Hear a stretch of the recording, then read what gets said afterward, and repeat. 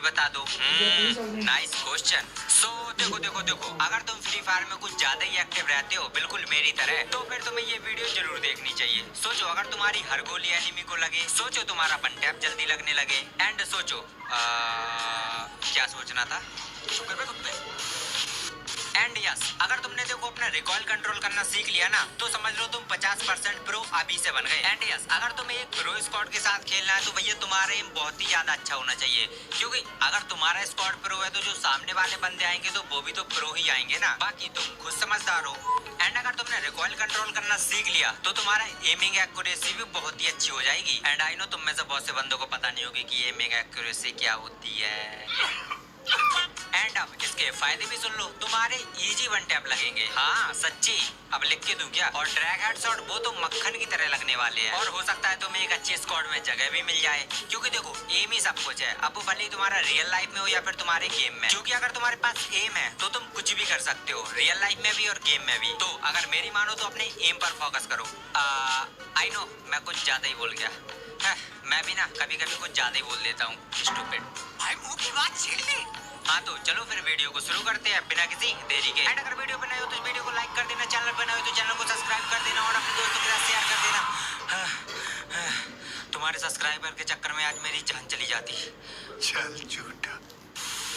सो देखो सबसे पहले बात करते हैं रिकॉइल क्या है एंड ये कैसे हमारे फ्री फायर में वर्क करता है। सो देखो जब भी तुम किसी भी बंदे के ऊपर फायर करते हो, वो भले ही तुम्हारी शॉटगन हो, तुम्हारी ARM हो या फिर तुम्हारी MP40 हो, उससे फर्क नहीं पड़ता। अगर तुम किसी भी गन को ज्यादा देर तक होल्ड करके फायर करोगे तो सिंपल सी जो उसकी गोलियां होंगी वो अपने एम से भटक कर इधर उधर जाने लगेगी। फॉर एग्जाम्पल के लिए तुम सामने देख सकते हो, ये मेरे सामने में कुछ भी है, ठीक है, मैं एंड इसके ऊपर जैसे ही फायर करूंगा ये देखो मेरी 4-5 गोलियां सीधी सीधी जाएंगी और फिर उसके बाद ऊपर से ऑटोमेटिक गोलियां रिकॉइल कर जाएंगी। अब ये रिकॉइल इसलिए कर जाती है क्योंकि इसका काम ही है रिकॉइल करना। एंड यार अगर सीधी सिंपल भाषा में बोले तो यार गन में रिकॉइल बहुत ही ज्यादा इंपॉर्टेंट है, क्योंकि अगर देखो गन में रिकॉइल नहीं होगा तो कोई भी नया प्लेयर आगे सीधा सीधा गेम खेल सकता है। एंड फिर बताओ एक नए प्लेयर में और एक 3 साल पुराने एक्सपीरियंस प्लेयर में फर्क ही क्या रह जाएगा। करना है एंड अपनी एम की एक्यूरेसी को कैसे बढ़ाना है उसी को आज हम इस वीडियो में बताने वाले हैं। अब देखो सबसे पहले हम बात करने वाले हैं कुछ ऐसे इन गेम मिस्टेक के बारे में जो कि तुम करते हो जिससे तुम्हारी गन रिकॉइल कर जाती है। अब वो ऐसी कौन सी मिस्टेक है? वो ऐसी 3 मिस्टेक है, ठीक है। तो सबसे पहले हम 3 मिस्टेक के बारे में बात करेंगे कि आखिर तुम ऐसी कौन कौन सी मिस्टेक कर देते हो भैया जिससे तुम्हारी गन ऑटोमेटिक रिकॉइल करने लग जाती है। सबसे पहली बात देखो, तुम जब भी फायर करते हो अगर तुम अपने जॉयस्टिक का यूज करते हो तो तुम्हारी गन बहुत ज्यादा रिकॉइल करेगी लॉन्ग रेंज में यानी कि मिड रेंज में। लेकिन अगर कोई बंदा तुम्हारे एकदम क्लोज में आ जाता है तो तुम्हें वहां पर जॉयस्टिक का यूज करना पड़ेगा, वो कंपलसरी है, उसमें कोई दिक्कत नहीं है। लेकिन अगर तुम एक लॉन्ग रेंज में या फिर एक मिड रेंज में अगर तुम जॉयस्टिक का यूज करते हो तो तुम्हारी गोली वहां पर बहुत ज्यादा मतलब एकदम समझ लो बहुत ही ज्यादा रिकॉइल करने वाली। जैसा कि तुम देख सकते हो यहाँ पर मैं देखो जॉयस्टिक का यूज करूंगा एंड ये ऑटोमेटिक ही देखो मैं कुछ नहीं कर रहा, ऑटोमेटिक इतनी ज्यादा रिकॉइल कर रही है। एंड अब बढ़ते हैं सेकंड नंबर। देखो सेकंड नंबर है तुम्हारी सेंसिटिविटी या फिर हम बोल सकते हैं ओवर सेंसिटिविटी। देखो अपने जो गेम में है ना तुम्हें देखो अपनी सेंसिटिविटी को हमेशा एक डिफॉल्ट यानी कि एक मीडियम तरीके से रखना है। अब जैसे कुछ बंदे होंगे मेरी तरह जो कि DPI यूज करते हैं एंड वो DPI को कुछ नेक्स्ट लेवल पे यूज करते हैं। चलो मैं तो अपनी 460 करता हूँ, ठीक है, लेकिन कुछ बंदे ऐसे भी हैं जो मतलब सेंसिटिविटी को बहुत ही ज्यादा यूज करते हैं, मतलब एकदम हाई लेवल पे सेंसिटिविटी का यूज करते हैं जिससे कि उनकी गन भाई बहुत ही गन जो है बहुत ही ज्यादा रिकॉइल कर जाती है।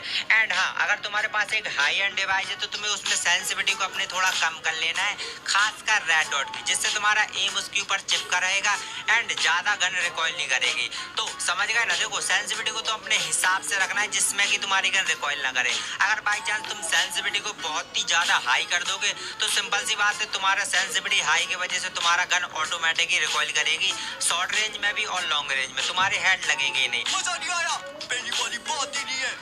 अब बात करते हैं थर्ड नंबर मिस्टेक। देखो थर्ड नंबर मिस्टेक में तुम लोग क्या करते हो कि जब भी किसी भी गन से फायर करते हो ना तो उसको कंटिन्यू फायर करते रहते हो, जिससे कि होता क्या तुम्हारी 4-5 गोली तो सीधा सीधा जाती हैं, लेकिन फिर उसके बाद जो सारी गोलियां हो जाती हैं वो रिकॉइल हो जाती हैं, जिससे कि तुम इजीली मर जाते हो, तुम्हारा हेड नहीं लगता है, तुम्हारा ड्रैग नहीं लगता है। ऐसी तुम्हारे साथ बहुत सारी प्रॉब्लम होती है और जिसमें कि सबसे बड़ी बात सामने वाला बंदा इजीली तुमको मार देता है। अब ये ऐसी एक सिचुएशन में होता है जैसे कि तुम बहुत ही ज्यादा घबरा जाते हो तो तुम्हारा हाथ हाथ ऑटोमेटिक उस फायर बटन को छोड़ने नहीं चाहता है।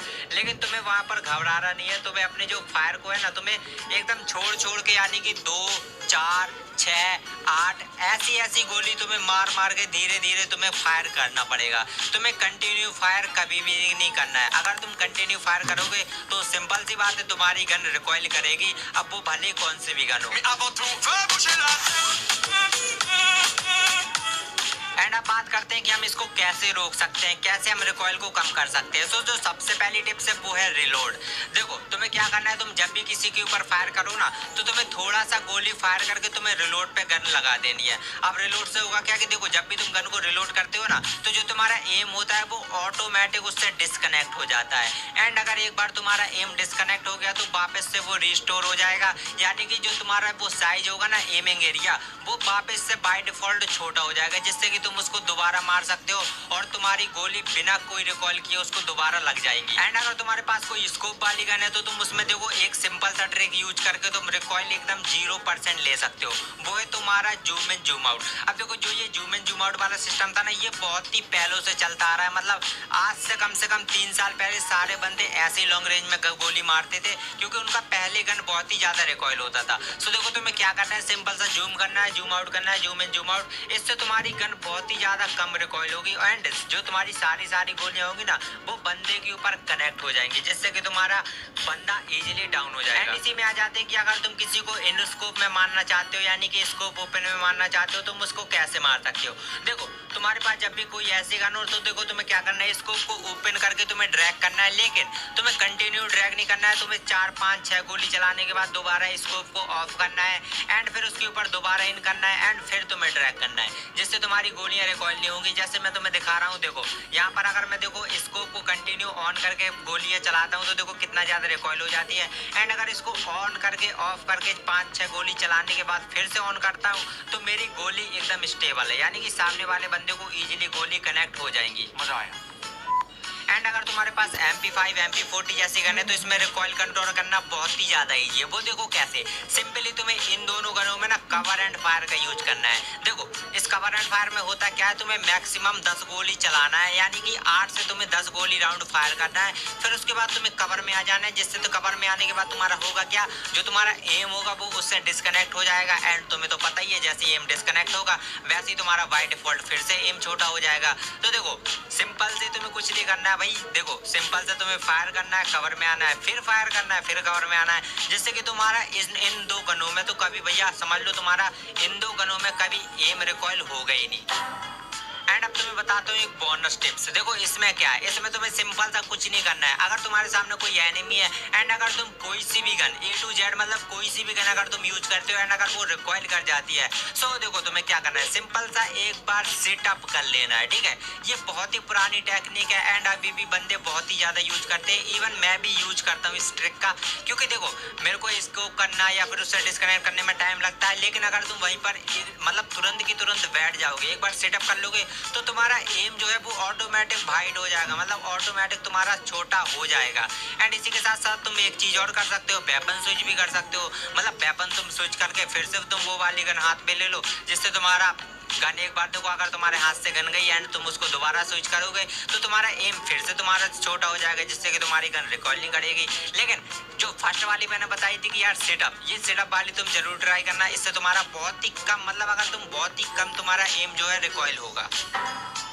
एंड अब बात करते हैं बन टैप। देखो इस अपडेट के बाद ना मतलब बन टैप लगना बहुत ही ज्यादा मुश्किल हो गया, खासकर डिजर्ट या फिर M500 से।